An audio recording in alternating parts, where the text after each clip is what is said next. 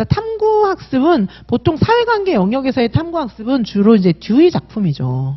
듀이 작품이고, 그 다음에 이제 이게 사회탐구학습 이렇게 넘어가면은 듀이의 영향을 받은 마시알라스 이렇게 볼 수가 있어요.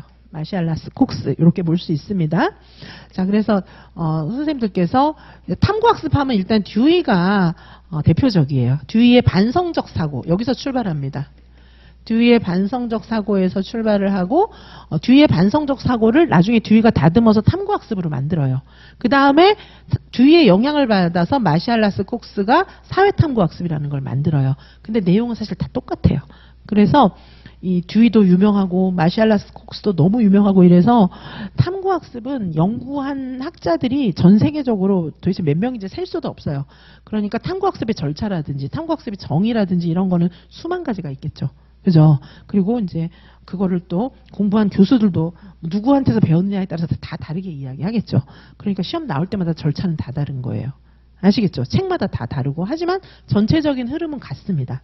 그래서 문제를 보면서 선생님들이 흐름을 알면 누가 절차를 조금 바꾸든지 뭐 절차를 5가지 절차를 6개로 늘리든지 아니면 5가지 절차를 4개로 줄이든지 답을 찾을 수 있는 거예요.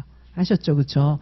자, 그래서 여기 탐구학습은 결국은 듀이가 얘기한 거예요. 탐구학습은 왜 탐구하는 거죠? 문제 해결을 위해서 탐구하는 거예요. 근데 문제 해결을 위해서 문제를 해결한다는 게 뭐예요? 결론적으로는 어떤 걸 하나 선택하는 거나 아니면 내 가설이 맞는지 틀리는지 결론을 내리는 거거든요.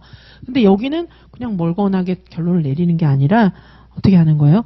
여러 가지 증거를 찾아가지고 자료를 찾아가지고 그 증거들을 분석해 본 결과 내 가설이 맞았어, 내 가설이 틀렸어 이렇게 하는 거예요. 탐구학습은. 그죠? 그래서 막 목소리 높은 사람이 이기는 게 아니라 증거를 딱딱 대면은 내가 맞구나, 내가 틀렸구나 이렇게 할 수 있는 게 탐구학습입니다. 자, 탐구학습이라고 하는 건 누가 정해주는 게 아니라 학생 자신의 탐구와 발견에 의존하는 거예요. 자, 그래서 유아들의 능동적인 탐구 행위를 길러줘야 되는 것입니다. 자, 탐구학습은 결국은 어떻게 해야 되냐 하면 탐구학습의 핵심이에요. 탐구학습이라고 하는 것은 자료를 사용해야 됩니다. 자료를 많이 수집해야 돼요. 그리고 이제 과학 같은 경우에는 실험과 발견, 그죠? 과학에도 탐구학습이 있거든요. 탐구 발견 학습이 과학에도 있습니다.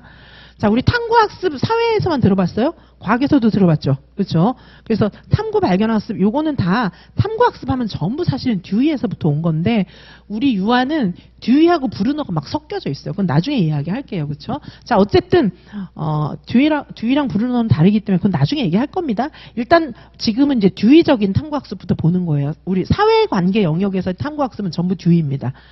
이제 자연탐구로 넘어가면 이 두 개가 막 섞여 있어요. 자, 그래서 여기 자료의 사용, 실험과 발견, 요거 실험 이런 거는 이제 과학하고 좀 관련이 된 거죠. 요거는 과학하고 관련이 된 거고, 우리 지금 사회관계 영역은 가설의 설정과 검증, 뭐 이런 게 좀 중요하죠. 물론 과학에서도 가설을 만들지만은 사회에서도 가설을 만들거든요. 소방관은 우리 동네에서 꼭 필요해. 아니, 소방관은 없어도 돼. 이런 가설을 세우는 거예요. 그리고 그 가설을 검증하기 위해서는 많은 자료를 수집해서 자료를 확인해보고 결국은 내 가설이 맞다 틀리다 결론을 내리는 거예요. 그게 탐구학습입니다. 그렇죠? 자, 그래서 탐구학습에서는 연구형 수업 방식이에요. 탐구학습은 보통. 그래서 이 탐구학습을 할 때는 교사의 역할은 탐구학습에서는 이제 유아로 하여금 유연한 사고를 하면서 다양한 접근을 모색하도록 하는 거예요. 교사가 개입해서 결론을 내려주면 당연히 안 되죠. 교사가 개입하면 안 됩니다. 자, 그래서 선생님은 절대적인 답변 이런 걸 주면 안 돼요. 그게 아니고 아이들이 스스로 탐구해 볼 수 있게끔 스스로 자료를 수집해보고 가설을 설정해보고 이 생각이 틀렸네? 이 생각은 맞네? 이런 것들을 해볼 수 있는 그런 기회를 주는 것이 맞습니다. 그래서 박 교사는 교실에서 혹부리 영감 이야기를 읽고 어린이들에게 이제 다음과 같은 질문을 했어요. 그래서 이 질문은 탐구학습을 위해서 박 교사가 질문한 내용들이에요. 자, 애들이 이제 결론을 내려야 돼요. 어떻게 결론을 내려야 되냐면 이게 혹부리 영감님 얘기는 아시죠? 어떤 거예요?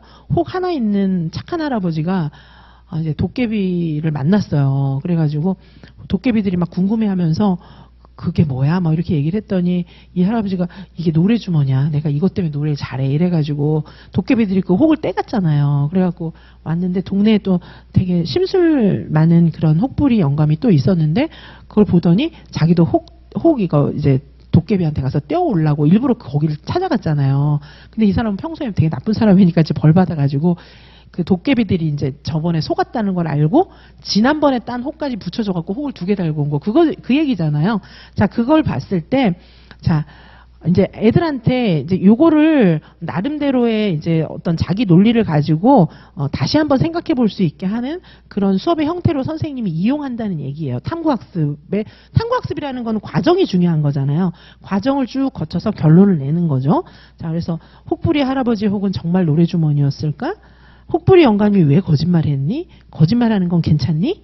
혹부리 영감님이 거짓말을 하지 않았다면 도깨비는 어떻게 했을까? 혹 2개나 단 거는 그거는 정당하니? 좀 가혹하지 않니? 이 동화를 듣고 느낀 점 뭐니? 막 이런 거 물어보잖아요.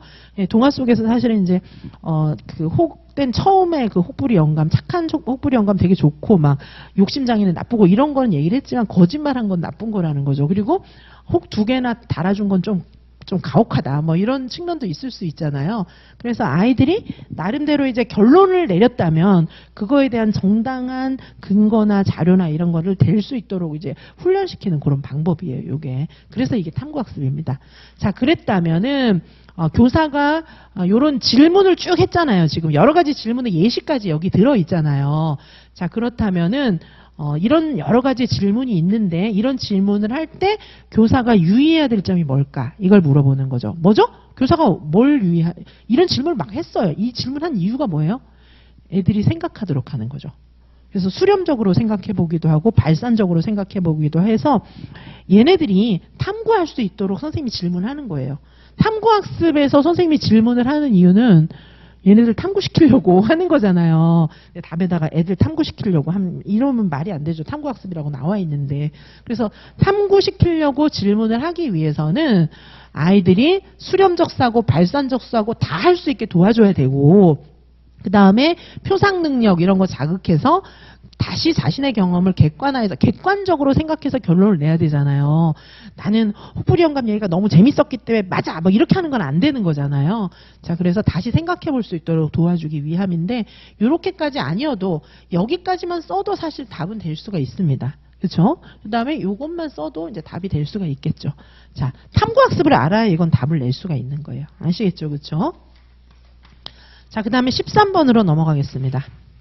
자, 요새 이제 문제들이 사회관계 영역이 지속가능한 발전 관련해갖고 계속 문제가 어렵게 나오는 거죠. 이해를 못하면 이제 답을 낼 수가 없게 그렇게 나오고 있습니다. 하지만 또 이해를 하면은 이게 정확하게 안 써도 어느 정도 맞게 써도 다 정답 처리가 많이 되더라고요. 보니까. 키워드가 조금 덜 들어가도 맥락이 맞으면 나는 틀렸다고 짝짝 끄었는데 그게 다 채점돼갖고 예상보다 점수 높게 받은 분들도 많이 계세요.